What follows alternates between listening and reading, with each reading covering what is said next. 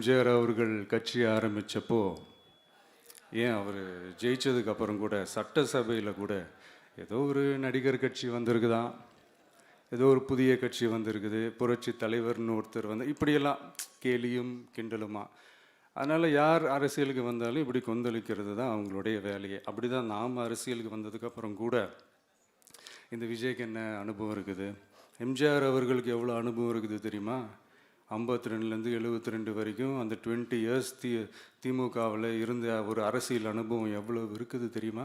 விஜய்க்கு என்ன பெரிய அனுபவம் இருக்குதுன்னு கேட்டால் அதே வாய் தான் அன்னைக்கு எம்ஜிஆர் அவர்களை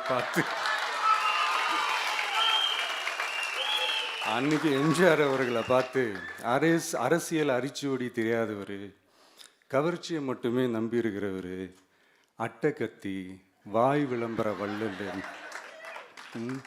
இவருக்கு கேள்வி மட்டும்தான் கேட்க தெரியும், பதில் சொல்ல தெரியாது, நிருபர்களை சந்திக்க மாட்டார், டெல்லியை பகச்சிக்க மாட்டார், மேலே இருந்து அவருக்கு அவ்வளோ ப்ரெஷர் இருக்குது, அப்படி இப்படின்னு சொன்னதும் அதே வாய் தான்.